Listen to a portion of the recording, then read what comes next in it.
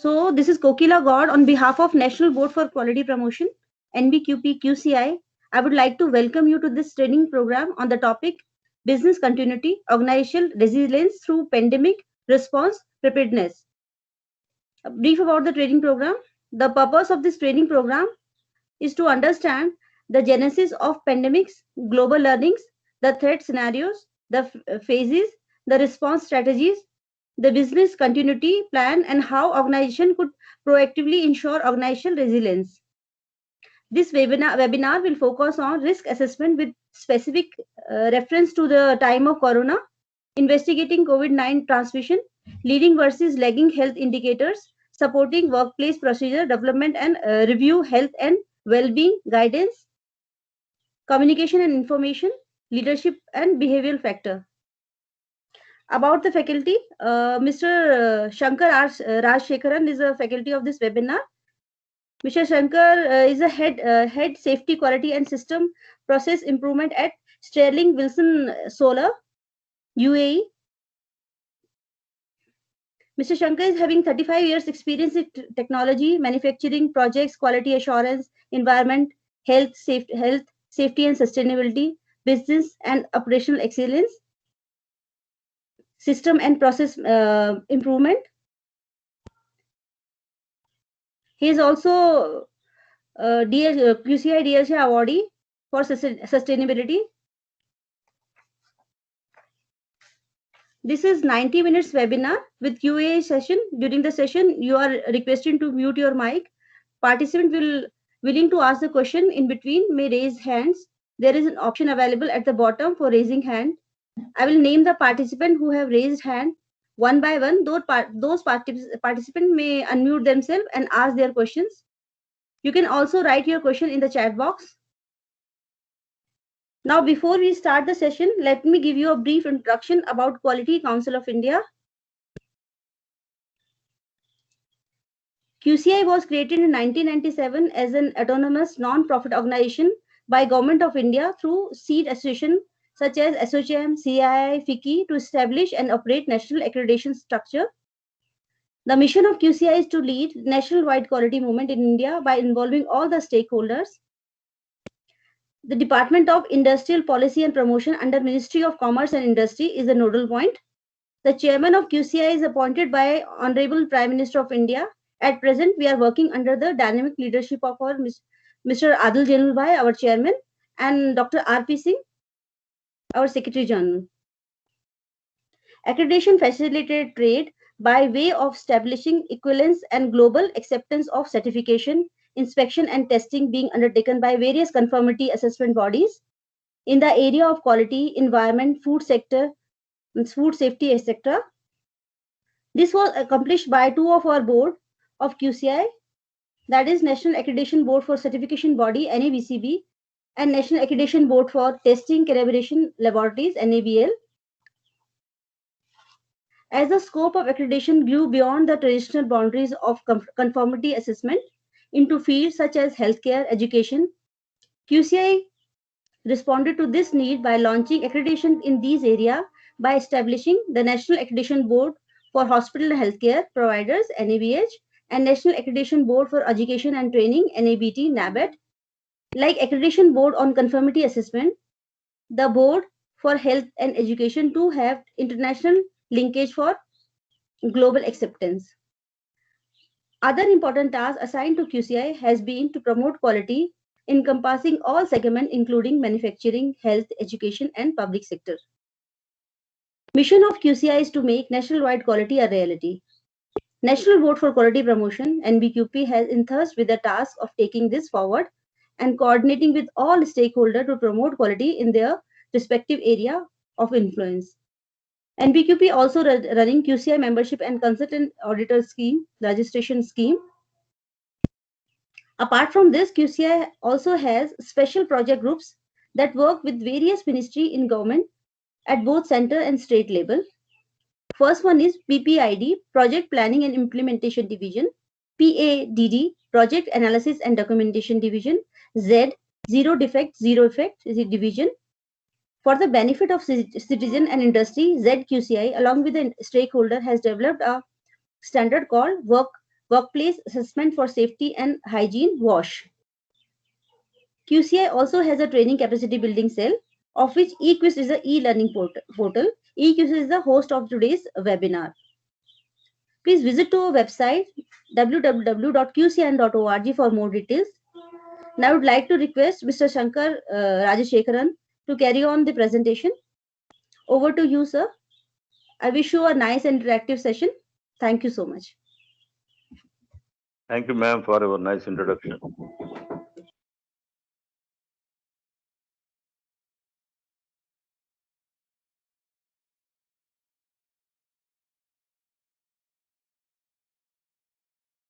Sir, you are in mute.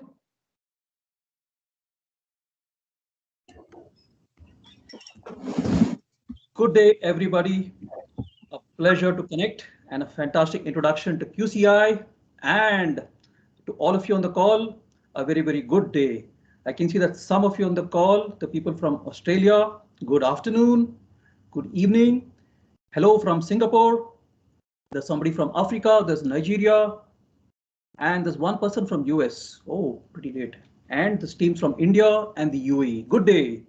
So I hope you can see my slide, folks. Yeah. Yes, and sir. Yes, sir. Thanks for the introduction. You can call me Shankar Raja to make it simple. The names are very complicated, but you can see the global outreach that my profile has had. And who's this? Oh, sorry, this is not me. This is COVID. So you can see that this has been a proven change agent, and this is a resume to die for. Delivered cultural transformation. It's done some great work. Global digital transformation, fast tracking, reduction of global CO2 emissions. Across the last 6 months, we tried to do the carbon footprinting and do a carbon neutrality, but this is something that's been achieved very well by this honorable gentleman out here. 5 million jobs, restructuring. This is really BPR in some ways, good global hygiene initiatives. I did a stint in pharma, used to wash my hands regularly, but this is something that's got hand washing and hygiene to the fore. Made global industry shift to work from home, reduction in pollution. There's been master chefs. There's been importance of governance, spiritual contributions. So that's a good profile to have. But I just talk about myself, a bio break from the session on hand. That's me. I'll give a small work-life snapshot, and that's a little bit about me across the various companies and the work streams I have been into.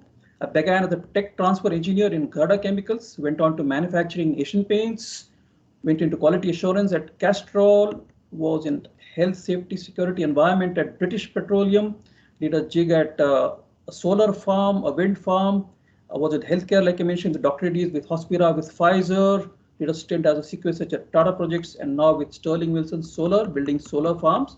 Of all the credentials here, folks, the one important one, that is the Quality Council of India. You've seen the introduction, and thank you all and welcome to the webinar. This last has been the mother of all weekends, and this hopefully will be the father of all webinars. And I'll begin with a pause. You know what's a pause, folks? You plan and use safety every day. So for all of us on the call, I can't see most of you. You're on not on the video, but I hope you're all sitting comfortably and working ergonomically. In the ascent of man or mankind, from where we began, the gorilla to the Homo sapiens, we've really come a long way, and that's where we are. This is where a dream is. Important as we are to sit back, give good lumbar support and cranial support. Don't break your back on the work. And it's also time to give your back a break, which is interesting in the times of the pandemic. It's a long time since a lot of us have worn formal clothes. And this is the important lesson to keep the distance, wash your hands, and wear your mask. So friends, as a backdrop here, this is a pandemic paradox in every way. Not all of you must have mastered lots of languages in the last breakout here. But this wall says, and what is the word that we want? And this is friendly reflections in the time of the pandemic. It says that we will not get back to normal because perhaps normal was the problem. So which way are we headed? Where is the world headed to? Some ruminations, some thoughts as we discovered together a little bit about business continuity and pandemic preparedness. We have a lot of things to discuss, and like Kokila mentioned, we will do just 90 minutes today. We have a full day session in case you folks are interested and talk more, but we're a little bit focusing on the pandemic genesis, some global learnings. We identify threat scenarios, look at various phases of the pandemic spread. A lot of us are confused on where we are, and there were various studies that said that the pandemic would be done and dusted as early as July, August, September, and it keeps going on. Now they say February, March. So when will this actually end? And what also are the response strategies? How do we manage business continuity in these troubled times? We'll talk some of that, okay? So in a sense, we talk the genesis and after, and we'll begin with the history of the pandemic. Like I said, I told my suitcases there'll be no vacation this year, but we're dealing with a lot of emotional baggage across.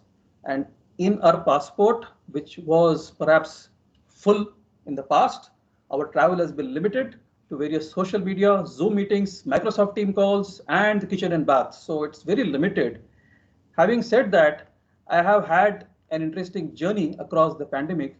I began last year in Africa, last November in Kenya, and then went on to Australia. I did a jig at Oman and spent the lockdown as it began in India, and then went across to Australia and was there for around 6 months.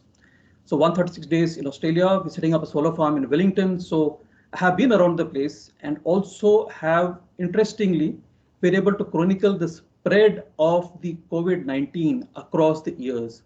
So from last December to now, this has been an interesting journey. I'll talk a little bit about experience in managing the pandemic in the company that I work for, and also in learnings of the past and how we can really do things differently. So that's the story of the pandemic progress from a pilgrim across time. I have also kept myself active, as all of you said, coping with Corona, running webinars. Yeah, death by MS Teams, as they say. Yeah, and I guess this has been interesting. I'm not sure if we can share the presentations of the past, but I'm sure I will avoid repeating any of what I presented in the interest of what you want, but I'll share the recordings of all of that to the same chat box. Time to get back to the basics. So this has been really a year, 2020, whatever we learned, it's time to educate ourselves once again and getting down to the A to Z, from avoiding the crowds to zero face touching.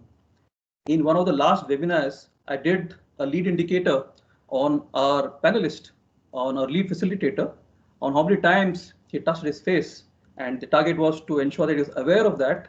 A lot of us habitually are prone to, scratch your nose or whatever. So this is how we can really manage all of these. So A to Z, as you look at it, let's fight COVID together. We had one young 80-year-old army veteran who's been there, done that, talking about the regular exercising. Some of you have been in quarantine, some of you have been inside the homes. Some of you have done a lot of meditation. I see that you have, of course, avoided travel, and a lot of you do use masks, not on the webinars, of course. Important to get back to the basics. Okay, so where did this all begin? And this began in 1918. This is more than 100 years ago. It started in 3 far-flung locations in France, the US, killing around 40 million people in the end.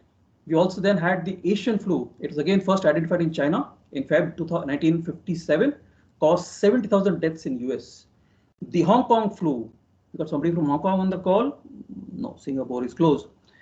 This was the 1968-69 virus that killed 34,000 in the US. There was SARS, you're very aware of that. And SARS was what really woke up a lot of organizations, a lot of countries into what can be a serious respiratory virus. This killed less people than the other ones, but it spread from China to reach Canada in March 3. So you can see the spread of the virus, how it's taken fold. We had the swine flu, the H1N1 in 2009. And of course, now we have the novel coronavirus, the COVID-19. So it almost began with the year, or the end of the year, we had the Oscars, and the journey began something there. Okay, so in the plain of Spain, so the Spanish flu was not sourced from Spain, unlike what it says, but because Spain was non-combatant and others refused to admit having cases. It's also about openness and transparency here. While the global pandemic 100 years ago lasted 2 years, there's a significant number of deaths in 3 months in the fall of 1918. They believe that, when we talk of the waves in the pandemic, the second wave was caused by mutated virus spread by wartime troop movements. We had one of the gentlemen on the call talking about the war and this about what can happen there. The soldiers in crowded camps, and there were over many people in tents there, and it was a very cold winter. So there's been a seasonality to this, and there was the industrial revolution and war response that added to urban overcrowding. This was the genesis of one major pandemic. Like I said, there's some gentleman who's alive to this day who survived 2 pandemics, but that's something you don't want to have on your CV, right? So there is the origin of the pandemics. It comes in from the avian or the swine flu influenza. There is reassorted influenza virus with pandemic potentials, and then there's the human virus. We'll talk a little bit about that. But human adaptive viruses can arise from a combination of these and result in sustained transmissions. So once again, the past millennium, we've seen these, the Spanish flu, the Asian flu, the Hong Kong flu, the Russian flu, and the H1N1. And you can see the spread across the last years. There's been a tremendous surge. There's been a story that's been told. The 4 major pandemics in the last 100 years have had some genes that originated from the birds, as they say, and there's some learnings out here as we go by. So we're talking of the past. So there was the plague in 1720. There was a cholera outbreak in 1820, and of course 1918 to 20 was the Spanish flu, and we have now what's popularly called the Chinese coronavirus. So what's happening? Is then a risk that's something that we got to anticipate it? Is there something that came out of the blocks? And what I present here is learning from the CDC. We'll talk about that. This came up as early as 1918. We talked about the pandemics in the past millennia, and are we ready for the next pandemic? So it's about learning from this. This is studies that's happened across time. And I know I've been in companies where we've done pandemic response preparedness, but when it really hits you, are we really prepared? There's a learning there again. And let's hear about that. Nostradamus is the man who predicted things long ahead of time. But even when you do our SWOTs, we do our PESTLs, the political, economic, social, technological challenges that you might face. The top 5 global risks in terms of likelihood, you see out there in 2020, you have the top 5 global risks in terms of impact. I'm not sure that this was on the radar at all for any of us. In a sense, this is something that's come out of the box, perhaps, with all the history, with all the cyclicity of pandemics hitting us. Surprisingly, it's something that's not been anticipated. You normally do a materiality to identify what's important to our stakeholders on the y-axis and what's critical to our employees, our company on the x. You will not find this on any heat map per se, not many. And although there's been politicians across time, there's been Obama who spoke about it. There's been the Bushes who spoken about it. It's all remained, after all is said and done, far more was said and nothing done. So past imperfect is in some ways a future tense. So this was when on March 11th, the WHO declared COVID-19 a pandemic, pointing to the kind of cases that happened around that time in 110 countries and sustained risk of further global spread.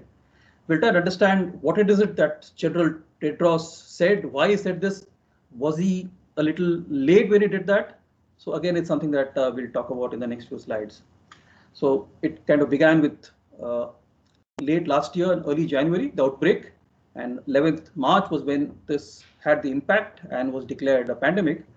So the focus on my session here will be largely about how we manage and understand the pandemic and what are the various stages. So I'll cut to the chase here. The WHO, the World Health Organization, has alert phases that goes down from P1 to P6. So P1 and P2 is the inter-pandemic period. 3, 4, and 5 are the pandemic alert periods, and 6 is the pandemic period. So these are the phased index or the indices used by the WHO to indicate the level of virus transmission, with P3 indicating that none or very limited human-to-human transmissions is there, and P6 indicates efficient and sustained human-to-human transmission. That's the real pandemic period that we are in, where it's human-to-human transmission that's hitting us. And our focus on today's presentation will be the response strategy, how we should adopt this in correlation to these WHO phases, of course, relative to local risks and restrictions. However, the other factors, proximity, regulation, the reaction of the population, etc., this may also act as triggers. And whether we invoke a business continuity plan is dependent on the local risk and may be independent of the WHO phases. As I said, WHO monitors this globally, and if there's a change in phase, there is an announcement, there is a communication. Right now, of course, a tweet that breaks on what is there. And P4, phase 4 is the organization's internal trigger to action, although the progression from phase 3 to 4 and 5 to phase 6 is what logically is the challenge here. So let's cut to the chase and understand the phases. So phase 1 is the scene when there's no animal influenza virus circulating among animals. Nothing has been reported. Nothing has been known to cause infection in humans. So that's phase 1. It's a precursor to all that happens to phase 2, where there is the first animal influenza virus circulating in domesticated or wild animals and is known to have caused infection in humans, and therefore it can be considered a potential pandemic threat. Now, phase 3 is where the human-to-human influenza virus has caused sporadic cases in small clusters of people and has not resulted in human-to-human transmission sufficient to sustain community-level outbreaks. Phase 6 is characterized by verified human-to-human transmissions of an animal flu virus able to sustain community-level outbreaks. So this is where there is the first traces of verified human-to-human transitions. Phase 5 is where the same virus has caused sustained outbreaks in the community in a couple of more countries in the WHO region, it's called. So the declaration of phase 5 is a strong signal that a pandemic is imminent. And while you might wait for the organizations, WHO to announce the pandemic and the drumbeat goes in, the declaration is a strong signal that it is time to get into action and do whatever you have planned as a country, as an organization, communicate, implement your mitigation measures. And phase 6, of course, is when it's declared, as happened on March 12th. Is characterized by community level outbreaks in at least one or another country of the WHO region, in addition to phase 5. So this, in a sense, folks, is what is the P1 to P6.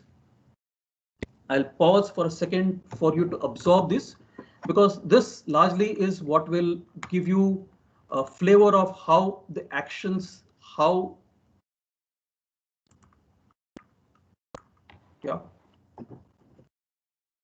Okay.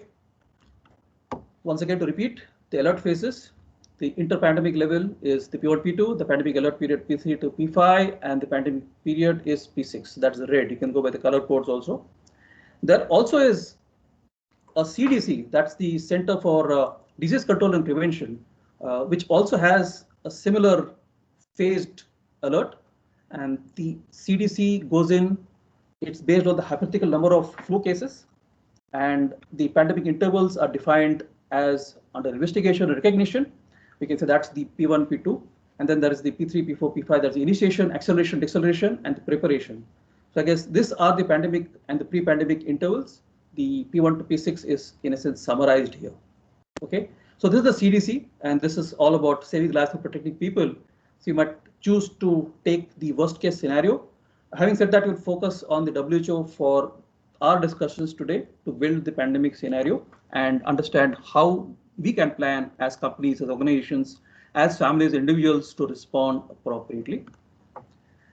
So what is that we do? And it's important to understand that who are at threat.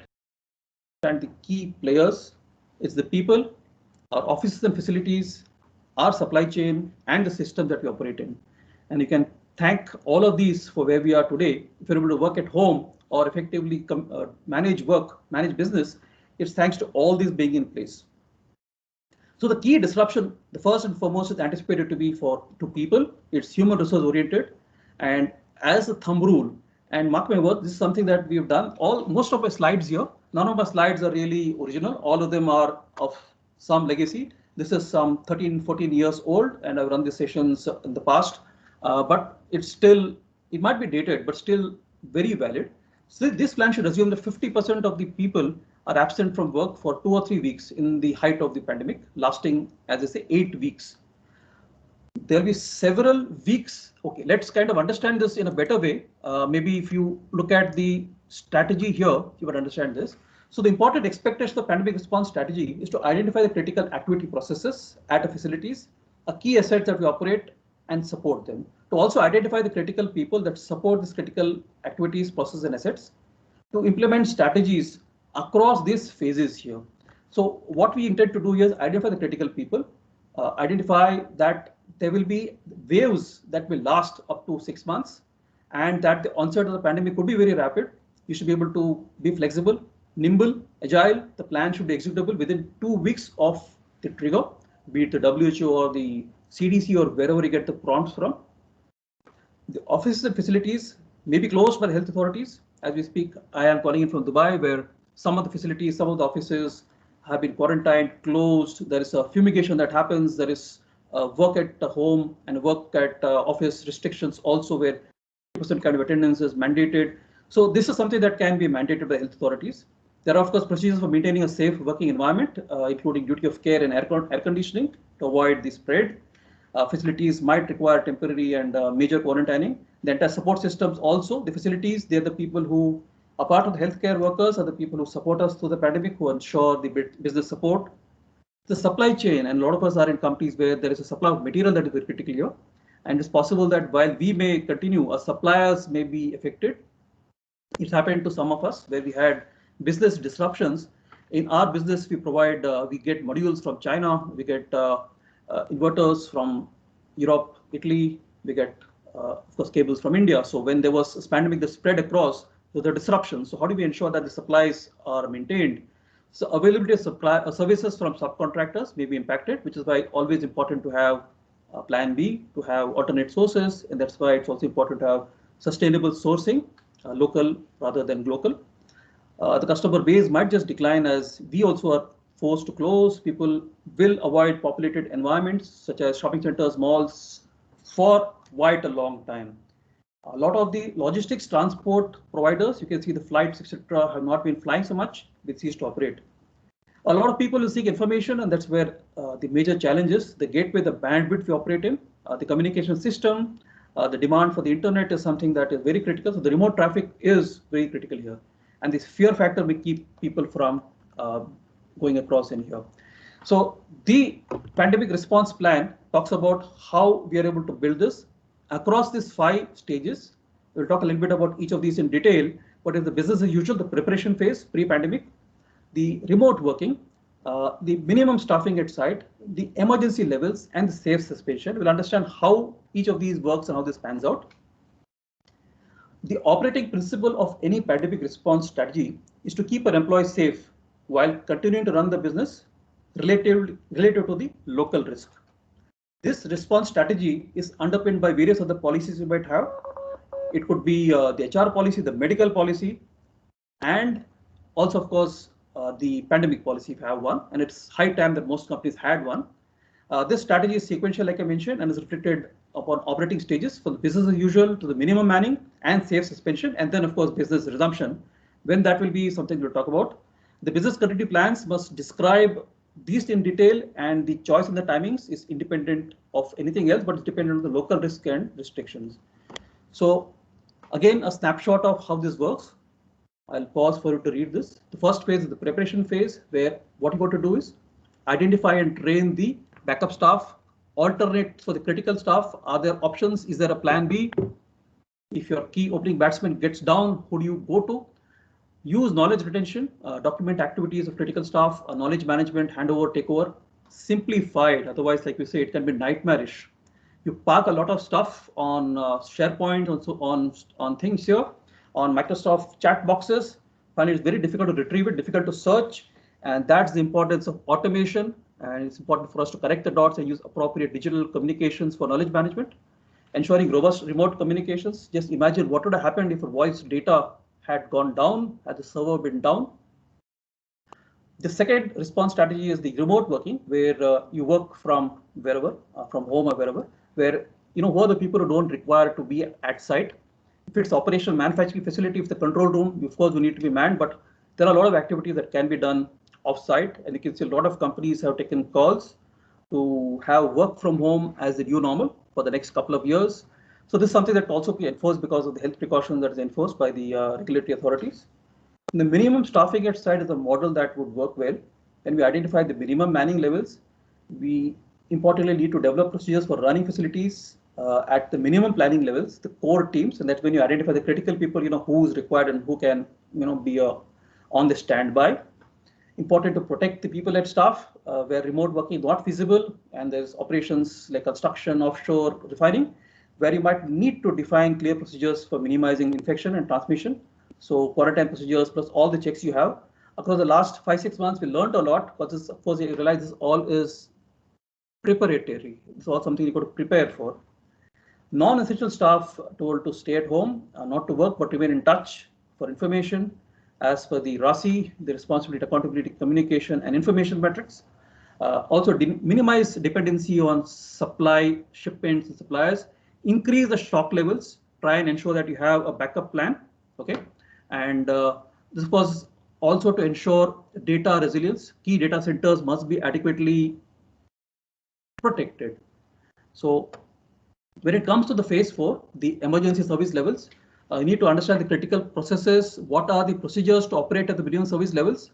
A lot of standard operating procedures are not something that is very common. How do you ensure there's a simple flow that can be easily understood? You can take it up and start on the fly. And we need to understand how to suspend non-critical activities, scale down activities safely. We had a lot of incidents across the last 2-3 months, largely in the east coast of India, where a few startups in facilities after startup chemical industries had major catastrophes. So pre-startup safety review, both operational areas and system support for these needs to be managed. Also developing alternate methods, innovations to look at alternatives to what we do. Stocks, supplies, all of us have, I think, the inventory at our homes, at our institutions, at companies is perhaps at higher levels. And we normally operate at reduced levels. How do we really extend the time between stockouts? Do you really add in a buffer, a cushion? Normally you would not have. But then how do you work on these? What's the optimal supply that you have? What's the optimal inventory that you work with? All of these need to be defined and discussed. And of course, safe suspension is when all hell breaks loose. You got to suspend even the critical activity, shut down even an automatic plant, develop procedures, and have this. Friends, is the phased response strategy. I'll pause a second. If there are any questions, feel free to raise your hand and ask. Okay. Otherwise, this is the heart of the presentation. The pandemic response strategy is this phased approach. There are various approaches that could work. The various models that can give you what you need to stay resilient. But this, in a sense, is some of the simplest models that I have worked with.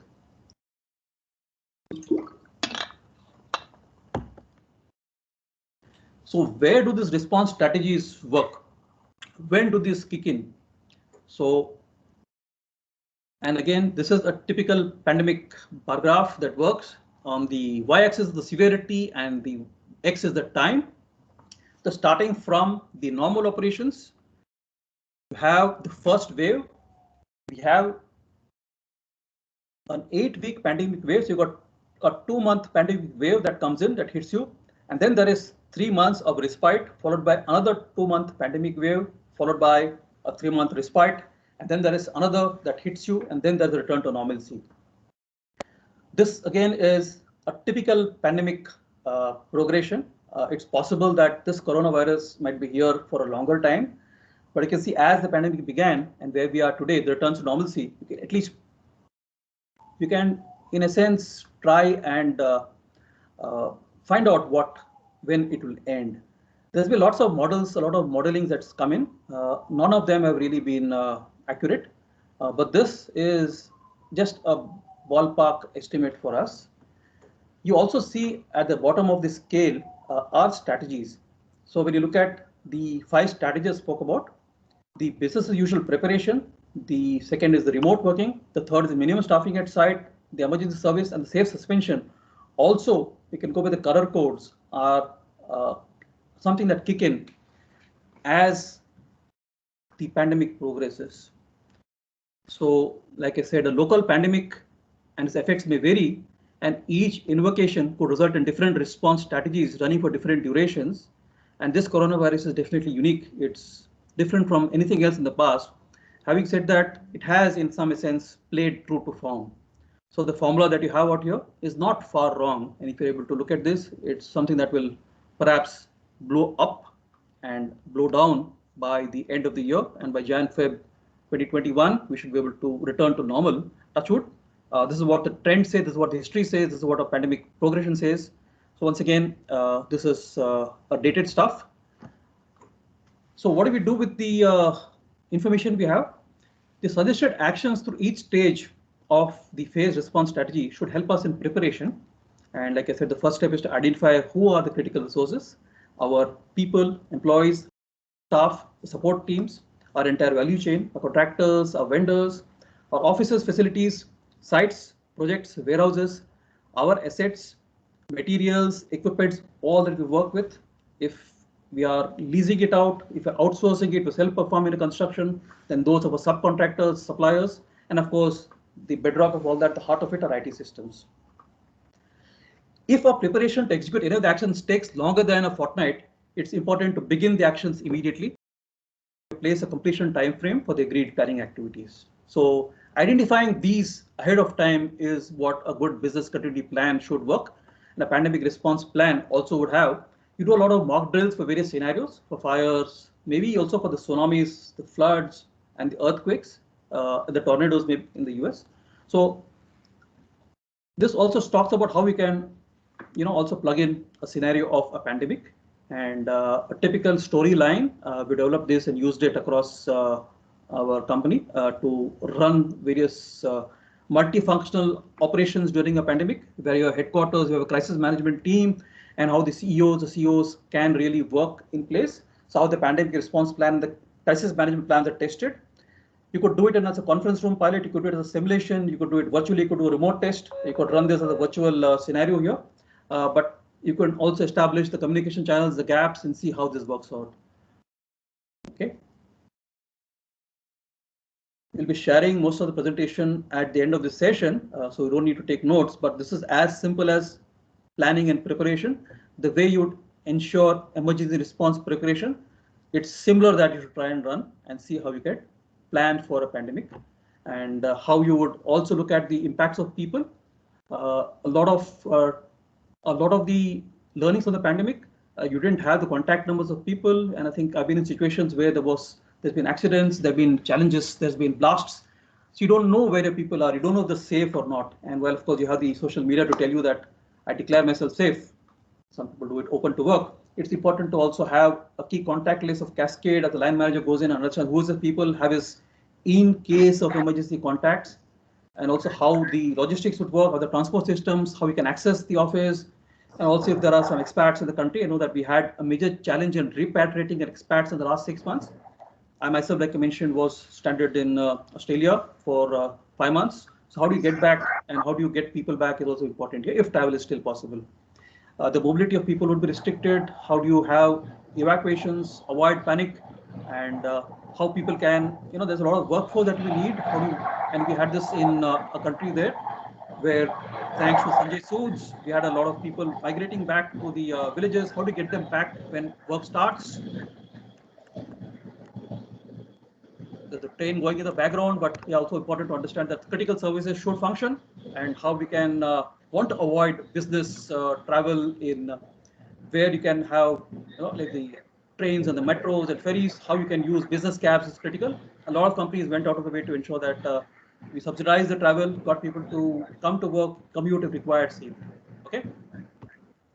So there's a question in the box about how the situational response decisions happen.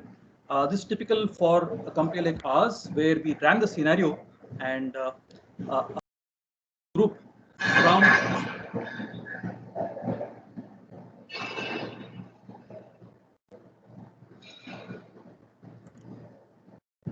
some background noise, folks. Would you like to mute? Hard work going in the background. Yeah, thank you so much. So how do you ensure that as it cascades from the site to the region, to the cluster, to the segment, to the country, to the crisis management group, and how does this work? So this is how the entire business preparation can happen. It's of course will be project and country and state, but this is how you would have situational response decision based on a global pandemic. Like I said, a local emergency is something that can handle locally. When it goes across a region, it's something that's bigger. When it goes through a country, it's national. But this is a pandemic of global proportions. So this therefore requires a strategy that appropriately needs to be looked at from that angle here. So this is how you would look at managing a pandemic. I'll run through some of the detailed plans just to get a flavor. I will not go through in detail, but something that we ran through across the last few months in various companies, including ours, Sterling Wilson Group. So how we planned for minimum staffing, how we explored options when it was the planning preparation stage. We also had some people who were not on the mailbox, they didn't have the corporate ID. So how do you get their email addresses, how do you get the contacts, how do you ensure the immediate contact number, like I mentioned, is there? How do you manage the policies that work in pandemic when people are working from home, sick leave, etc. Flexible policies, remote working, and also how do you manage, like I spoke about, the safety pause, getting ergonomics right, having a workstation at home that is got desk screen equipment that is logical, which will avoid a cranial disaster. You don't come back breaking your back on work, extended hours. So also looking at workplace ergonomics and having strictures in place to avoid people's contact. How do you keep welfare counseling services? So also a lot of mental health we talk about. So this is about ensuring medical coverage and having the entire plan for people, having the plan for facilities. How do you separate the workforce to establish independent locations, have clean sites? How do you check and test your telecommunications? What's your telecom facility? I remember we started Microsoft Teams around a year and a half ago, and it was not so popular then. I guess it's upgraded since, but the way we're able to leverage Teams across, and you can see that there's so many people on the call, and we had 250 plus registered.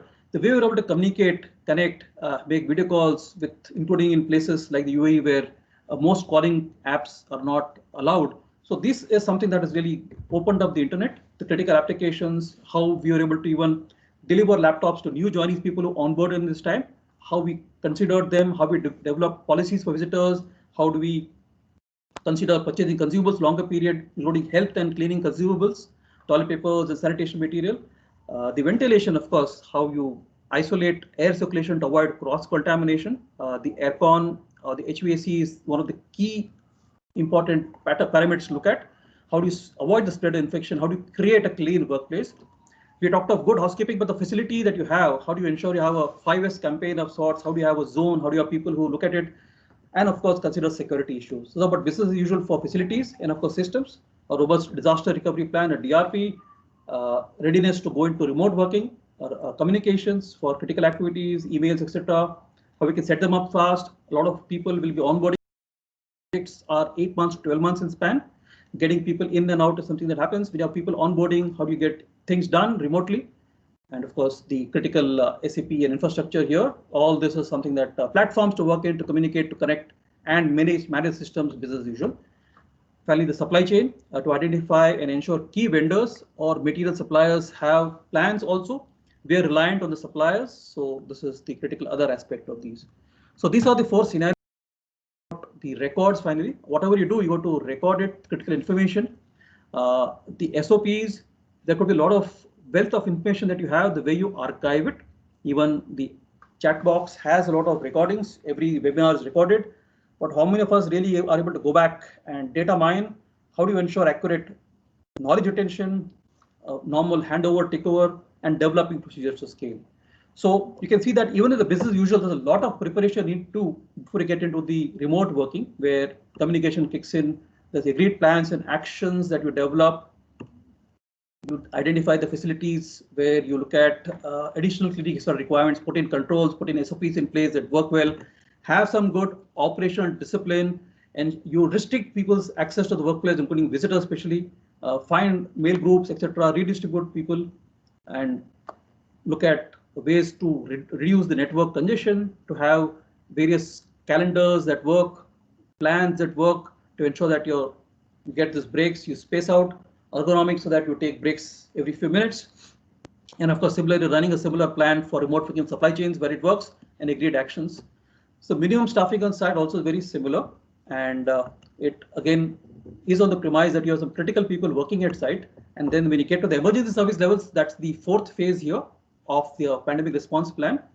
How does this work? How do you ensure that the people, the facilities, the systems, the supply chain, and the critical records are worked, and how these are executed in a manner that is seamless, how we swing into action.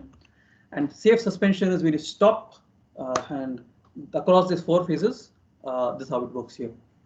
So it sounds very simple on paper, but this is something that has been done, and I've been there, done that, and happy to speak a little bit more about that. And like I said, we'll have a longer session when we communicate how this can work and how the various plans, you can see that, and not sure we can share all of how the communication matrix is made, how pandemic response plan is made for a company, how this response template is done, and how there are guidelines that can work. So once again, to reiterate, the organizational pandemic approach, the operating principles in the event of a pandemic is always to keep the employees safe. Employees, I talk about the key employees, including our workforce, our stakeholders, keep them safe while continuing to run the business relative to the environment. For the pandemic, primary responsibilities for the healthcare management in the event of pandemic remains with the governments and established healthcare providers. They dictate the policies and approaches. But beyond this, we also need to acknowledge the significant reliance on vendors, suppliers, governments, customers, stakeholders, and place on our ability to keep constructing and operating a facility. And that's something that works well for both a manufacturing and a construction company or a tech company. So in circumstances, a government might not be able to provide appropriate healthcare management, in which case we should attempt to facilitate the provision of additional healthcare support through internal services to employees and the families. So I'll give a small example. Around 13-14 years back, I was in a company which thought ahead of time and wanted to do the pandemic response plan and preparation well. And that, if you're aware, was around the H1N1 swine flu that came up here. So what we had done there, is identify what is it that people would need. And there is a lot of reality in the fact that preparedness is important. So what goes out of stock when there's a pandemic that strikes? I was in Australia, where toilet paper was the first thing that came up here. But then, of course, the key provision that you might need. And in those days, it was the masks, it was medicines, Tamiflu. It was the key requirements that we thought, the medical support that the people might need. So we got it all done for around 15,000 people and employees and got it all together and made a pandemic response preparedness by keeping it in logistic supply, where as we trigger phase 5, we keep this readiness in readiness. And when there is an emergency, we shoot this, and there's a courier that will get the employees all the things that it needs, which would definitely get stopped out when these go out of stock. Okay, so it's about preparing well, thinking ahead of time, and sometimes it could be the question of wolf. In that situation, I remember it was in BP. We didn't really use any of that, but it's important that regardless of what happens, there are the symptoms that come in, there are the triggers that come in. You understand how it does and take care of the employees and families, because otherwise the healthcare and the government can, of course, take due precautions and due checks and due supports. We need to take care of employees wherever. So the business continuity planning underpins delivery of the pandemic by identifying critical business processes, staff and systems. That's fundamental for the continuity of operations that support the national infrastructure, communicating precautions and controls to all the stakeholders. There are some examples here, and I can see that this is something that all of you will be aware of. I have a question in the chat box, and Kitu asks me, do you think then that the pandemic, the COVID-19 will blow over by January, February 2021? Well, there is no information we have either way. This is just a generic approach here. It's a standard snapshot of what happens in a typical pandemic. If you play back this and look at the trends, it is possible that it might just take longer. But that's just the scenario that has been created. It might just take some time for us to get back to business as usual. So when is it that this will happen? Time alone will tell. There have been various theories which are all fallen down the road, so I'll not hazard a guess here. Your guess, Kitu, is as good as mine. But I guess, when will the schools reopen? When will business get normal? When will, is it going to be a scenario where we are this aged senior citizens when we hit the schools, our children are, or do they still remain as young as they are? And each country, like they said, identifies it differently. There is countries which think that it's the end of the world. Some companies feel that it's nothing that's critical. We have supplies will continue. Some think, and there's a tier 1, tier 2, tier 3 kind of. And of course, business continues as usual in some. So I guess we've been through various stages, but this is about what it is. So important lesson, folks, is. So, excuse me, sir. There are some more questions. If you want to answer this just now, it's okay. Otherwise, we'll take all the questions at the end of the session. So Sure. the other questions are also there, sir. So Okay. you may address them as per your availability or as per your convenience, sir. Yeah. Raise your hand if you want. It's an urgent question that you need answered Mr. immediately. Upendra Missi is having some question. One question, sir. Go ahead. Any good practice for contact management with respect to frequent change of person? Yeah. So Upendra, thank you for a good question. Contact tracing is also very critical. You are a champion of root cause analysis. I think we use the comprehensive list of causes and various techniques, the RCAT. So one of the learnings we had is trying to do contact tracing, root cause analysis. We found that the people, and in one of the facilities at Chile, we had some subcontractors who got affected. So we tried to identify, and when you are aware of the root cause analysis, you kind of keep asking why. So dig down to find out where and it's largely because of people who have had interfaces outside the facility who infected some of our own workforce. So a good program or a contact tracing, of course, is important, Upendra, but important also to realize that you get down to understand, not just sometimes you feel that this is our world, this is our box. You look at what happens within, but what happens without is also very critical. So identifying where the infection comes from and trying to get to the source of that and critical there. I think in the situation we had some 18 people infected and none of them infected within the facility. So we thought everything was hunky-dory, but obviously then hell can break loose. So it's about doing a good contact tracing and building that. I trust that answers the questions. Otherwise, there are some more things that we'll like to talk about. I'll take you through a little bit of some more, and perhaps some of the answers to the questions, some of the answers might just come in here. Okay. But the important journey Krishna is, Rao, excuse me, sir. Mr. Krishna Rao is also having a question. Spread of pandemic at home or physical contact of people, oblique material. What are possible? One or two critical measure to prevent? okay, Shivram. Yeah. Friends, Shiva, you'll get to answer the questions in a couple of slides. So just hold on. I see the questions coming. Kokila, they are very proactive gentlemen. I've tried to be proactive, but there are answers coming up here. So hold on. And like they said, the signs of our times, there is the flu season coming in also, and there's a perfect storm that's been unfold. So how do we address the precautions also is something they're coming to. And yeah. So this is the latest snapshot. This comes in from the Johns Hopkins University. You can see the number of cases that's gone up. That's the global deaths. And by this, you can look at the cumulative cases, the active cases, the incident rates, and also the testing rates. The leaders out here and the various parameters you can do the numerator, denominator. But you can see that the US is the top. India, Brazil, Russia, France, Argentina, Spain. This is the magnitude of the pandemic is humongous. Yeah. As we speak, the pandemic travel regulations also, you can see that, and I talked about my travel myself. So it's about how the flights in complete suspension in the America and Venezuela and Argentina, in North Africa, in Algeria and Libya, also Botswana, limitations and restrictions in Iran, Turkmenistan, Mongolia, Myanmar, and some countries out here will speak about that, Sri Lanka, and the PNG, the Papua New Guinea, and of course the island out here, that's Madagascar. So you can see that there's a total restriction on travel in some countries there. Some people have taken different philosophies. And to the question that you asked, I know it's raining, so can we just end it all the year by the Duckworth-Lewis method? Love to, but then it's not as simple as that. There are, of course, various ways of the typical term, flattening the curve and the outbreak evolution for the current most top 10 countries. You can see that. And I spoke about US leading, and this UK has also gone, Europe has gone into a lot of restrictions now. There's India, of course, that began pretty well. I also remember that we did an entire response plan for India. We did a business continuity planning for India, and we thought that we did very well. Until June, we had a fantastic case study of how India managed to control the pandemic. And then, of course, it's not as good as various theories, the male versus female, the Mars and Venus, which country has handled the pandemic better.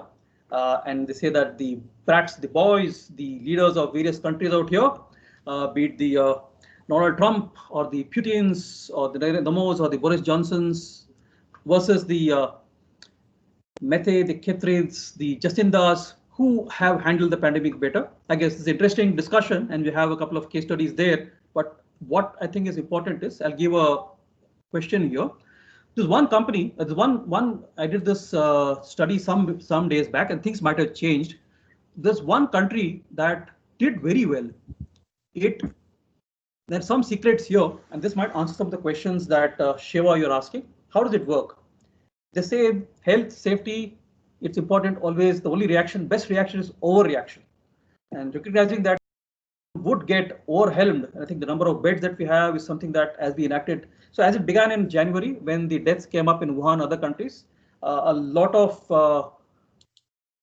some countries decided to close, and as early as the Lunar New Year, end of Jan, it kind of closed up, and there was aggressive contact tracing. Upendra spoke about this. Vast and labor-intensive contact tracing operation got underway. Testing, the more you test, the more you get cases. That, of course, is a no-brainer, but targeted approach to testing, scaled up testing in areas with community transmissions, and conducted 3 degrees, and that's 3 degrees of contact tracing across each positive case. So Upendra, just to clarify again, you get down to the next level, keep getting down to the 3 degrees of separation almost where the contact comes from. So that's how, and you have a lot of the apps now, the Arogya Setu to also, what are the apps you have? Those, if done well, will ensure they're able to connect and see that contact tracing really work well.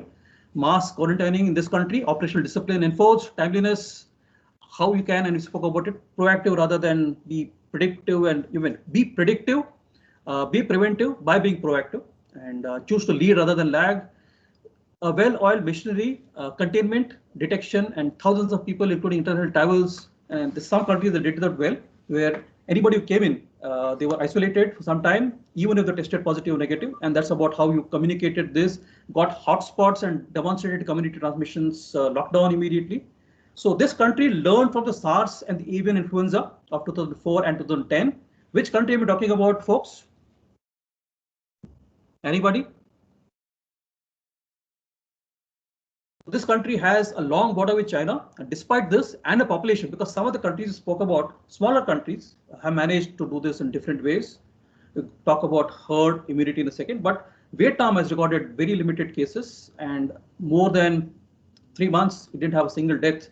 So well contained, and this is across a strategy that's worked well. So there are some countries that have demonstrated how good pandemic response plans have worked. There's some companies, some corporates have also done well, and some can always do better. Okay, I hope that answers some of the questions here. The one good thing that's happened, the pollution map. I know that the QCI team from Delhi will not agree with this. It's getting polluted still, right, Kokila? But in a lot of countries, you can see the pollution levels, the particulate matters is dropping down. The PM 2.5 levels compared to last year has gone down. Yes, Yeah, yes, Noida is bad, right? Not able to breathe now. With the mask, you just can't breathe, is it? Okay, just to kind of keep this conversational, you can see that the various importance in 2020 also has been kind of various activities. I know that you're in Noida away from the metro, but it works.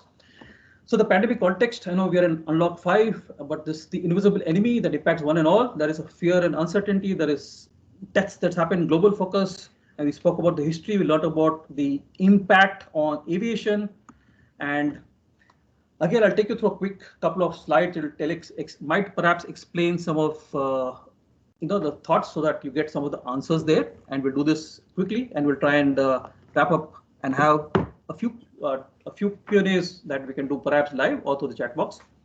So a person can be absolutely fine for a few days, even after the virus enters the body. You're aware of that. The symptoms can show up maybe between 2 and 14 days. There's a lot of theory to this, and we'll talk about some of the myths with airborne or otherwise. But it sticks surfaces, it stays there for some hours. We had people getting cartloads of stuff from China, worried about whether they could accept it. And of course, they said within 14 days, it'll really, the shelf life of the virus will play out. But it spreads very fast, unlike the Ebola, the swine flu, the bird flu, the SARS. It's highly contagious and infectious.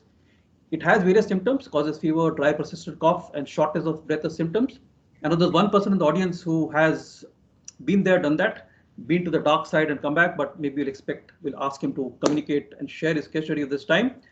So although the first human case of COVID likely resulted from exposure to infected animals, perhaps the bat, it's also now human to human, as you said, and it's spreading back as we see. And the virus spread from person to person who are in close contact with one another, and 6 feet is the target we have. Respiratory droplets produced when an infected person sneezes or coughs. The virus, in a sense, consists of genetic material surrounded by a coat of protein, lipid or fat, and a glycoprotein. It cannot replicate without a host. So therefore, like the movie that won the Oscar, they're classified as parasitic.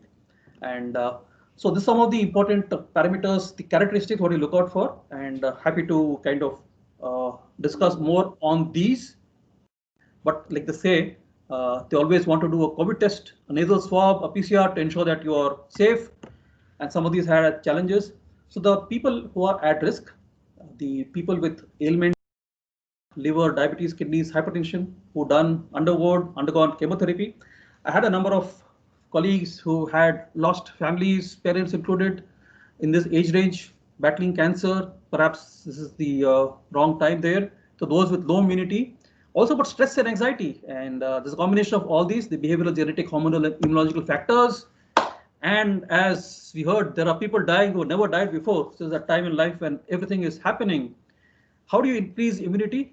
By, of course, vitamin C, taking the vitamins, lemons, oranges, the juices, the tablets, and I have this with me as I go.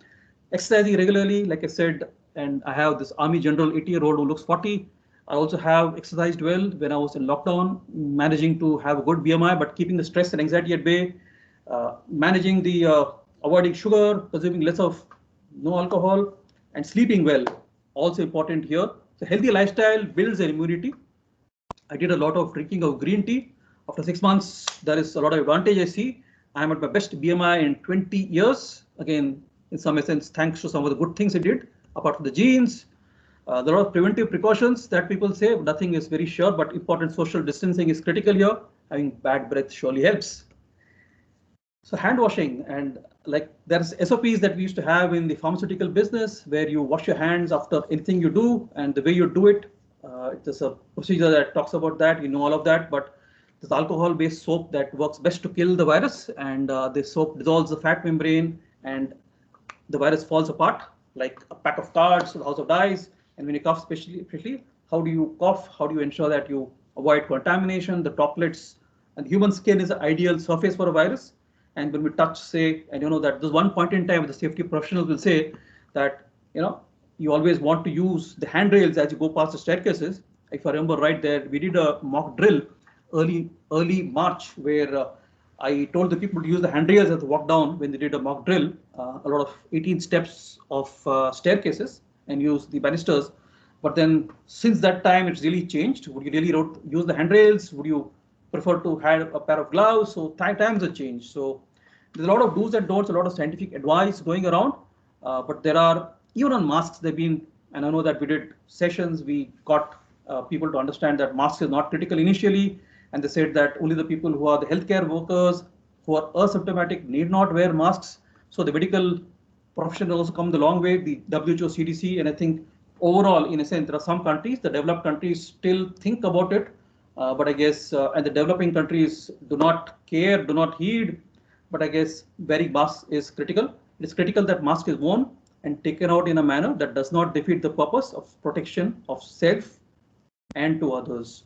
So I guess on that front, we will defer to better knowledge here. There's been a lot of challenges, of course, and I think various countries, there's still the anti-mask propaganda that works well.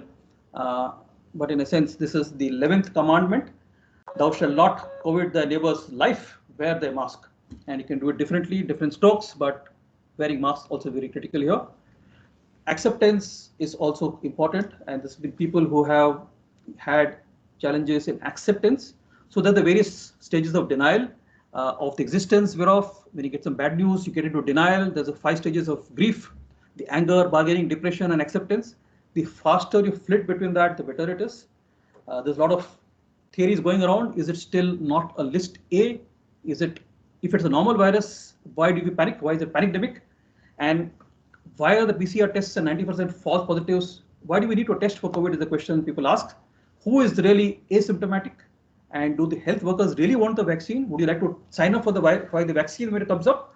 I know you had the elections in the US and in Bihar, but if one of the election campaigns has been on the tenets of giving you a vaccine, would you like to take it? What are our constitutional rights? All questions that we can struggle with. And there are a lot of myths. You must have heard of the Schrodinger's virus. Because we cannot get tested, we cannot know whether a virus or not. we have to act as if we are the virus so they don't spread it for others. And the various checks, you cannot leave your house, the shops are shut. So a lot of paradoxes out here, a lot of things that, therefore we both have and don't have the virus. So there's a theory that goes around that says that more than 25 to 30% of people are already affected and we don't know it. So there's a lot of theories that go around, but I guess important to focus on doing what we can and trying to focus on being safe yourself, taking the basic precautions, being mentally fit, physically fit, having a work-life balance, and that's about the takeaway of the session here. There is also some that talk about the great 5G conspiracy that says the vibration of the COVID is something like 5.5 gigahertz, and the frequency dies about 24.5, and talks of what can cause low vibration, fear, suspicion, anxiety, and there are things that really make things better. If you want to focus on getting the vibration through prayer, meditation, Tai Chi, walking in the sun, I know there are various theories. If you do a Google search, the Google taskbar will prompt you on what is it that 5G causes. There's a health and wealth of information there. But then let's kind of focus on what we do, because a lot of theories have come in, a lot of theories have gone down the window, but let's focus on this. Another thing that Boris Johnson propagated, herd immunity. A lot of countries in the Scandinavian spoke about herd immunity. And what does it mean? It's about natural exposure to the virus or vaccination. It's of course dependent on multiple factors. A large population is immune to that. I know this is crazy. This is about throwing the child into the water and saying he'll swim. He's a natural. He has learned to swim. He came out swimming. He will swim, and that's herd immunity. There's been various challenges coming in the vaccine also. There's been some cases, a couple of fatalities also because of vaccines. There's been a cyber attack also post that. So this is the progress of the virus, of the vaccine, pardon me, from early Q2. This is of course the international quarter, and late 2020 is when this is panned out. So there is various nature of vaccines that are being developed to get us cross immunity from other coronavirus also. There's a broad-based need for people to get willing to be vaccinated. It could be one of the fallouts of the election, but it will largely be authorized by the end of 2020 or perhaps early 2021, if that helps answer one of the questions. What is it that can bring down the pandemic? And it is not enough in stock, but it is be distributed to sufficient population by 6 months. And of course, it also needs two hands to get together. So the timeline for manufacturing, distribution, and administration of the COVID vaccine has been longer than expected. And the other theory, the fear is that immunity duration might be very short. Okay. So we got to be prepared for that, but you never know what works. So this some of the myths around the vaccine, but definitely the world has gone weak. What is it that has been the source? Is the bat, and is it been the global climate change impacts that mankind has that caused it? Various theories. The other one that says the largest hole in the ozone layer is closed. Perhaps not, as we say, it's still, the odd even travel is reduced, but then now it's getting to be business as usual. There's work coming in, the pollution has gone back. So this is not, the change is irreversible. So the global warming is here, the ice caps will melt, the waters of the oceans will rise, and it's still trending, the number of cases as we speak. Who will really have the answer to the question? Well, it will be over, not very sure, Kitu, but let's kind of wait and see what happens. There is a lot of baselines you might have to track the severity and the death per million, the case fatality rate in percentage. The case fatality rate, you can see some countries have got different challenges depending on mortality rate. This is about the metrics you choose to identify what works here. But there's a quarantine that you need to do. There is the checks you need to have. There is the precautions you need to take. There is the flu shots that you can take. So it's all about doing what you can do. The impact globally, a majority of the countries are on the brink of recession, and that's been the, this thing that's happening. There's a lot of data that can go around here, but you can see the challenges. You can see the countries, the colors are the reds and the dark ambers are the ones that is there. Some companies have also given a monetary stimulus package to make up for these. Canada, of course, said that anybody who goes green will be given the compensation, monetary stimulus for growth. And this is the trend of how this can be compensated. But then, of course, this about the financial, the economic, what happens to the people. A loss of life or illness is something that cannot be really got back. More terms financially on the CFO's table, the earning before tax, interest, depreciation, amortization, and now coronavirus is the term that's coming in, popularly swinging on to the triple bottom line now. The ILO monitors the work of the world and how the informal economy workers, how are they significantly impacted? You can see the global impact and the lower income countries, the lower middle income, the high income countries. You can see that the informal workers are the typically ones who are not into full-time employment, those will be full-time equivalents or temporary contracts. You can see the impact on those has been pretty high. Different change there.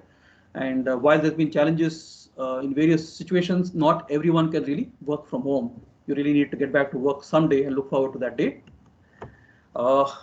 Various other myths also. This is just the latest on the new Indian Express. How long it's been new? Quite some years. Poor hygiene and water quality. We talked of hygiene in this country. This can also lower COVID-19 fatality rates. So that's the point in time when people said, if you don't wash your hand, if you are dirty, you are rough and tough. You drink water from the, any tap, you will develop immunity.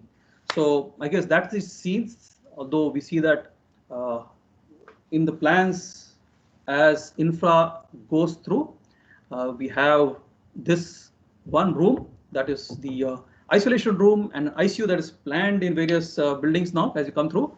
But there are various theories. There's new studies that suggest that the poor quality of water sanitation can make some countries immune to disease. So again, it's a challenge there. And then again, this of course breaks every theory that we have.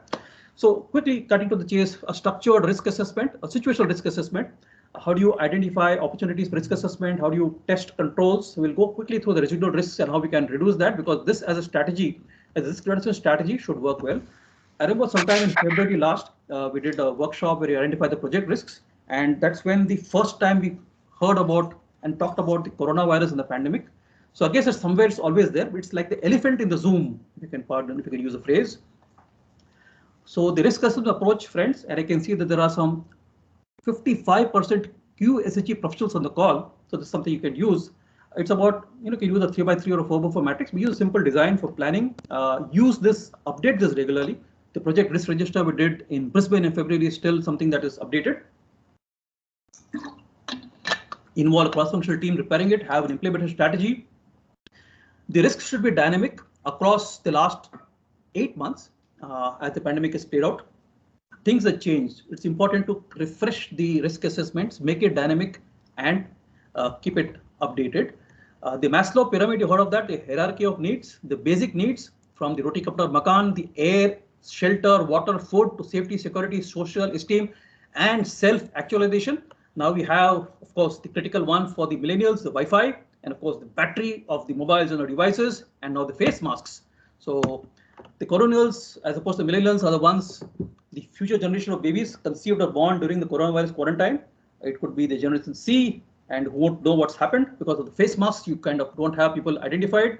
There is still opportunity in adversity, and there is a space for innovation. But again, this is how the pyramid stacks up. This hierarchy of risk controls, and maybe I'll just run a small video for those who can. Let me know if you can see the video.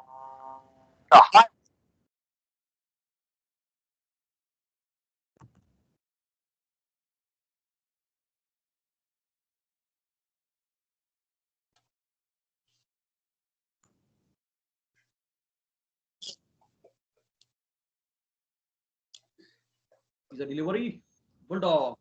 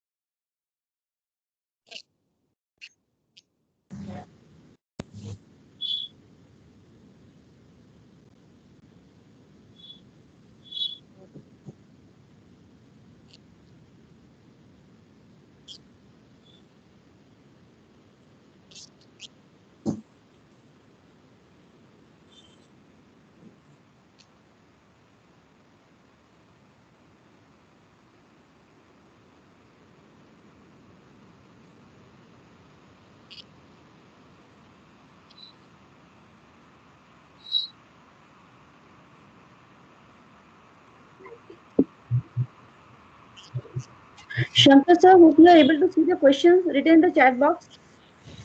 Yeah. So you can take up the questions after this video, sir.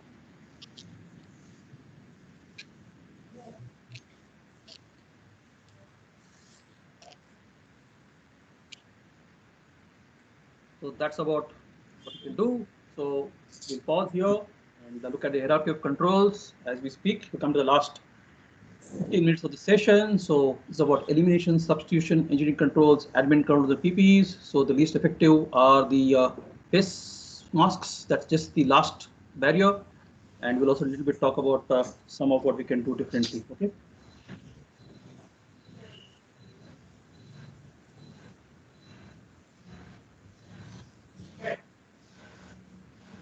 So the risk assessment through various means, how you could go from the masks and face shields, social distancing, to have controls. The auto taps don't have contactless screenings, web tools like we are using here, working from home, visitors, closed rooms, some of the checks we can do here.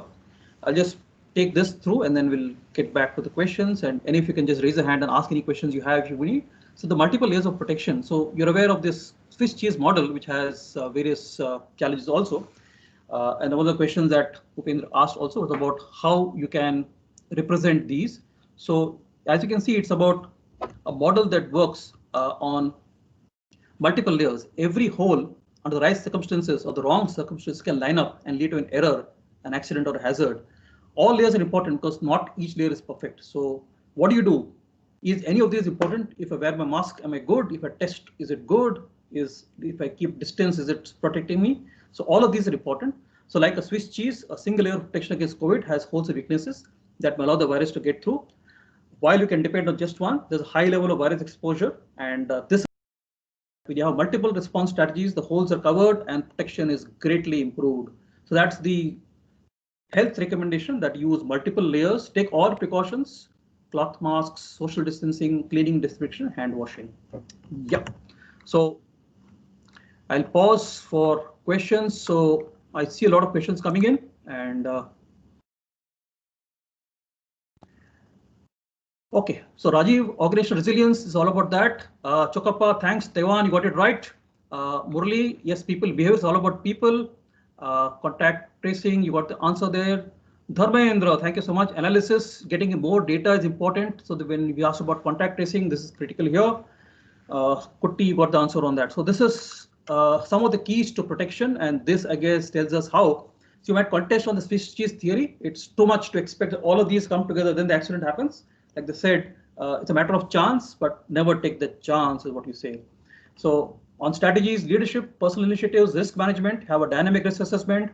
Always keep people first. Again, that's the answer to that question. Built in the confidence. So I guess we also had our teams talking, connected. Most of our leaders during the pandemic kept connected, spoke, were in touch. You know, they maintained the entire religious discussion, and that's critical out here to, you know, be in touch. So as you speak, you need to also, you know, when we have people at the end of the session, we'll try and do that. We will bridge the entire participants, and we will do a call. We'll do a video session, but one of some of the leaders had video conferences where we had people connected, the mental illness of people, how do you communicate the message? The message is also key in terms of leadership and emergency response, and the management of change. There's been a transition. The new normal has been something different. It's also important you realize that there's been a real shift in the way people have worked. A lot of our subcontractors have also gone through a challenge in the way their ways of working. So having a management response that manages each of these also critical here, and having approaches, how you can look at hotspots, how you can look at creating new facilities, satellite facilities. You have a toolbox, you have a huddle. How do you ensure distance in vehicles? Yeah, some of these are important here. Okay, so this is about a preparedness. We talked about the incidents there, how you prepare, how you observe, how you get things done, how you have a checklist for a safe startup. Important, you have a buddy to be aware, a 3M friend to be aware of what you do, and of course begin right. So in essence, I'll pause on this leadership role. It's all about the commitment. Is there anything that is important for a model pandemic response preparedness for business continuity? It's about leadership commitment that sets the tone for culture, initiates the right behavior, and drives performance. Okay, so this is again what you can talk about. And so once again, the basic control strategies: risk assessment, social distancing, good hygiene, preventing the transmission from PPEs, using PPEs, face masks, etc. I hope that answers some of the questions that's coming up here. And good testing and monitoring is important. As I said, you have a check as you do. Is fever the only way that you get to check? But it's one of the screenings that you do.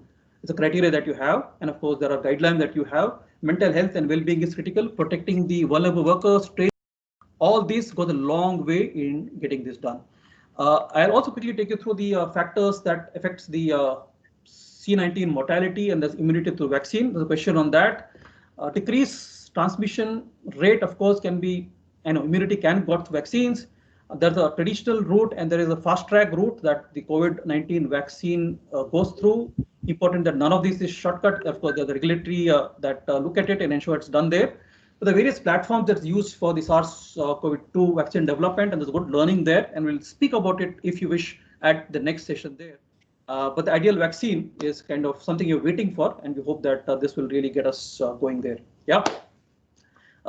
The last point, of course, it's not just about this coronavirus. It's also about the non-communicable diseases that you need to be careful about. We had the people most at risk, and also important for us to maintain our physical, mental illness to avoid morbidity and mortality. Okay, so that's the overall thing here. I'll pause here and wait for any more questions there. Yes, sir. Mr. Murli Subramaniam, his question is, people's behavior is a big problem as it's seen now. In spite of communication, there are violators and diverse view. How to bring a discipline to ensure business continuity? So the good question here, and like I said, Murli, I've been through various situations, like I said, in the last 6 months, through countries where it was easy to enforce, where I am now in Dubai, where the operational discipline is high, where the enforcement is tough, and there is a cost of non-conformity. There is also the other challenge of places where, and in India, difficult to really, with the kind of population density, difficult to enforce. And in some countries, the developing countries also have a challenge there. Why would you wear a mask is what is the biggest challenge in the minds of most of the Europeans and the Americans. Even as in Australia, I don't think I wore a mask for 6 months. When I came in here to the Middle East, I've been constantly wearing it. So enforcement, operational discipline is also about awareness, building the awareness. So like I said, we've done some sessions on pandemic preparedness. So this is about how you are able to communicate the importance. And this session, I'll share this presentation in a bit, if you wish, that will help you really communicate the precautions here. It's also about what we focus on, and I think it's about sometimes you ignore what's below the iceberg. Also to look at the other aspects of good health, like they say that the Heydrich pyramid. You look at the lag indicator, what can go wrong, the fatality, the death because of coronavirus, but don't look at the lead indicators. So what we try to do, so digital automation, try and find out what are the at-risk behaviors, what are the illnesses, the mild coughs and colds and the sneezes, try and capture those and try and build it proactively. So being proactive, getting the data there, a good metrics to really be predictive, and then of course getting preventive. Does that help, Murli? Yes, thank you. Thank you. Yeah, so we still got a couple of minutes. We got 5 minutes to close, so I'll just run through some of the challenges you're facing. Working at home can be different. There is common psychosocial factors that really work, and there's a stress that you work at home. There is a challenge that you face on ergonomics, like you spoke about, and even PPEs can have impacts there. There's something that is challenging there, but again, the key pillars of responding, to summarize, is it's stimulating the economy and employment, supporting the enterprises, jobs, incomes, protecting through occupational safety and health workers, and relying on a social dialogue for solutions. Okay, so that I guess summarizes a lot of what you want to say. Sir, last one question, sir. Yeah. This is Dr. Bhaskar Reddy here, Colonel. Yeah. Sir, what is the quality in the collection of these swabs? What we call from nose and throat quality? Are they really doing the right job or not doing, and then authenticity of the results. Third thing, how many samples are rejected because of the defects in the swab taking. So any statistics are there? How many rejected? Yeah, there is a good case, and I think some of the Arogya Setus, the Alusans will do that. I myself have been in this situation. I had to visit one of my facilities at Swihan. This is the world's biggest solar park, and I had to go in from Dubai to Abu Dhabi, and I took a nasal swab and a PCR test. I had one taken on arrival, and I had one taken, and this gave me a false positive thing. This is not very positive news. They said that depending on I know there are 6 parameters to look at, and I kind of did tick the box on one of them, which gave me a scare. I went back, had a retest, and then voila, I was good. I traveled and I'm back and I'm fit. So I guess there is any check has that repeatability and reliability also is one, a nasal swab, and I tend to kind of avoid getting that. It really makes things very difficult. But I guess it's also a challenge there. So maybe statistics is there. Nothing is reliable. That's the reason why there's a lot of myths around what is going around. You never know what's right, what's wrong. So how to avoid this? Avoid this? To improve? Simple. Avoid this. Why do you need to get a test if you have taken all the precautions, don't have any symptoms? So take all the precautions. Don't, like the Beatles, forget the mask. Don't take risks. Take in all the barriers of controls. Take all the precautions. You'll be safe. Yeah. Sir, I made a PPT on these things. Can you give me 1 minute time? We always come to the close of it, but you could share it in the chat box. I'll share this presentation on the chat box. So please share it in the chat box. Put it in the Microsoft Teams before the session ends. All of us will love your presentation. We'll love to hear of this. But folks, for your time, thank you for staying safe. I don't know if the year really been great for any of us. Maybe a lot of people don't like to add it to the age. I just took out a 2020 calendar and like put it in the dustbin. But to end with the Instagram message here, we are all navigating this new normal together as we lock arms virtually and try and help one another in the ways we can. Our vast world suddenly feels a little smaller, but a little more connected. And for that, we are grateful. So like we said, we might be socially distanced, but emotionally, we've never been as far together as now. So thank you so much. Stay blessed, folks. I know it's been, I'm sure you don't want a webinar certificate for this, but please share in the chat box all the learnings you have. We'll together collectively work together to be faster, stronger, higher, go higher. And while the Expo 2020 and the Olympics now to 2021, let's kind of take care and be careful. So appreciate your time, dear friends. Any questions, feel free to contact Kokila. She manages the National Board for Quality Promotion, and she is the host of this webinar, the Quality Council of India. She will also, I think, has already put in a feedback form. If you want, I think a lot of more questions are coming in. If you want more questions, please pop it in the chat box or feel free to ping me at either social media, or please enroll for a full day session we're planning on business excellence, operational disciplines, will answer some of the questions you asked and how we address that systematically and sustainability. Okay? Yeah, we still have time. You may unmute yourself and you may ask the question one by one. I'm requesting all the participants. You may unmute yourself and ask the question. There is one question from Dr. Shehnaz. Shankar, physical safety is important, but mental safety is also important. Any pointers? I think we spoke about that. It's all about mental safety. It's all about, common psychosocial factors that come in. It's fear of being infected at work, the passing of the disease of the family, about the impacts of mental health and illness. Definitely important here. We spoke about some pointers. I guess I communicated how it can be depressing. We spoke about the health iceberg, which and the center of it is mental health, how we can keep the emotional quotient going and get that focus on physical health and exercise that's at the outside. So the present and future uncertainty, the work situation, a lot of us are, almost getting open to work.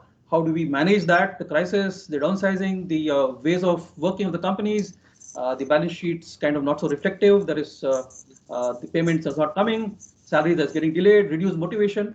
how do we stay firm? How do we stay strong? This is the challenges that we are looking at, and we got to together really manage this in a way that works well.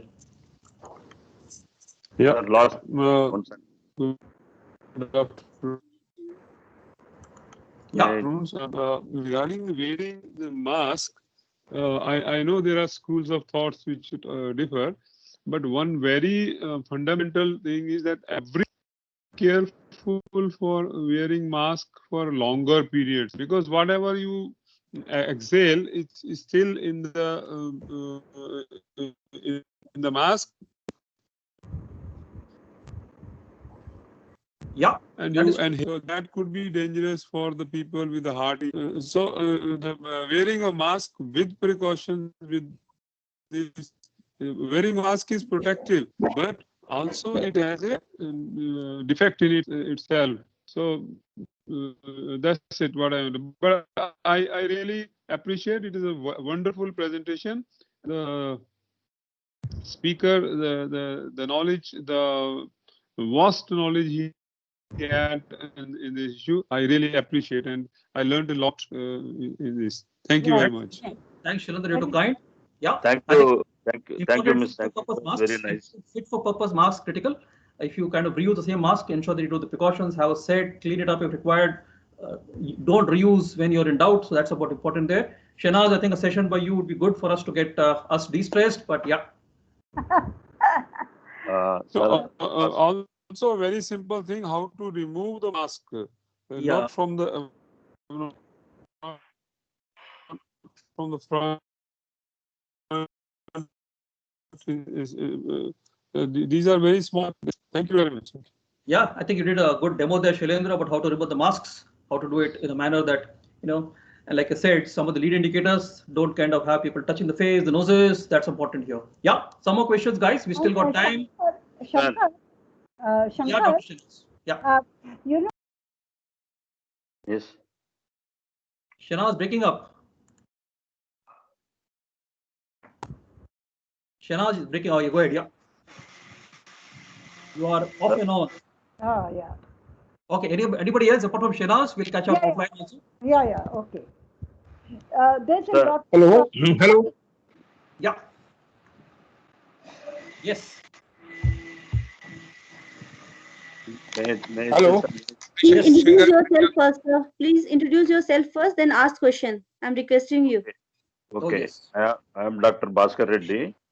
I got one or two suggestions. Please. That is, be positive in life and try to be negative to corona. Absolutely. That is one big thing.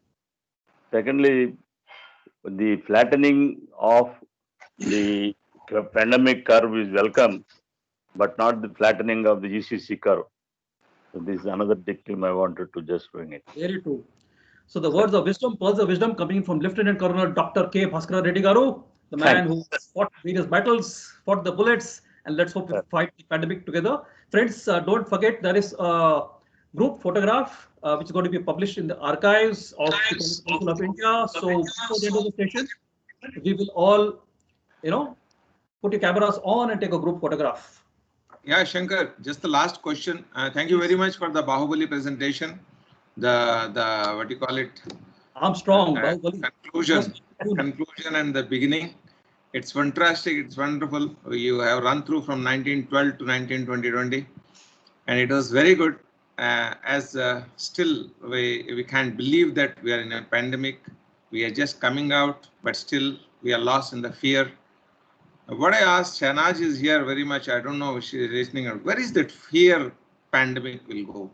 Actually, now that physical pandemic somehow we are trying to beat, but the fear pandemic, the heart stops whenever you listen about the corona deaths and in the news. Even though the news now it has taken a back step. Yeah, I know. Shankar, thank you very much. It has been nice. We will try to have good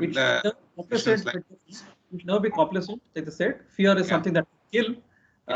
Nothing to fear except fear itself in the world, like fear itself. But I guess it's important to keep a mind clear, the heart, head, heart, guts. Keep it all positive so that you don't get corona positive. Yeah. That is what is called morale, sir. Be morale very high. Yeah, that's the moral of the session. Keep the morale high. Keep smiling. And I think I tried to put in some nice snippets and cartoons to keep you going in the, look at the mask there, guys, look at the mask in a medical situation. You know, you have a nice smiling mask. This is the, Munna Bhai, MBBS, or this is the patch. Not only that, just yesterday only I was seeing that two foreign ministers and Secretary of Defense of the US, and he was putting a American mask, and as usual the yellow Gerwa, we are our Shankar Jaishankar, he was putting a yellow mask. That was the kind of, now the masks are also changed. Now we have to shop for masks. Yeah. So, mask is just for matching it. Yeah. So thank you so much. Kokila, time for a group photograph. How many minutes do we have? Madam Kokil Garu, Yeah. Any thank more you questions? very much. Organized. Any more questions, guys? We don't miss out a group photograph before we go. Yes, time for the group photograph. So before we end this session, on behalf of NBQP QCI, I would like to extend my sincere thanks to our speaker, Mr. Shankar R, for being with us today for this session and for sharing the knowledge. I hope it was useful and informative to all. All are enjoying that and taking part in question answer session. So it was good. I can see. Once again, thanks to all the participants, and we hope the learning objective has fulfilled. We are expecting that the learning from this session or implemented practice in your organization. In case of any other training needs for your organization, you can reach us. If you have any question related to the subject, you can it can be sent to us by email. And thank you QCI team involving the session. And I've shared a link for feedback, so do share your feedback, sir. And now I request my colleague Abhishek Singh to take a group photograph. So requesting you to on your camera. Now the time to smile, put on the best smile. And like I said, the feedback, if you want a bigger session, we just touched the tip of the iceberg. There is far more of wealth of information there. So please open up your cameras. Let's see your rooms, your backdrops. Let's see how well you can smile, right? There I see. That's Greg Chappell, Ian Chappell. No, it's somebody's Chappell. Okay, here we go. Lieutenant Colonel Dr. Bhaskar Reddy, we have been seeing you through the entire session. Now we are seeing your room. This looks like a war memorial. The bucket chair is not so safe. Be careful. Anyway, time to take a group photograph. Done, sir. Super. Thank you so much, folks. As we'll post that once again if you wish. Please be good. Take care of yourself and take care of the people around us. Thank you so much. Look forward to a bigger session. Soon. Thank you, sir. Thank you. Thank you, Shankar. That's all from QCI team.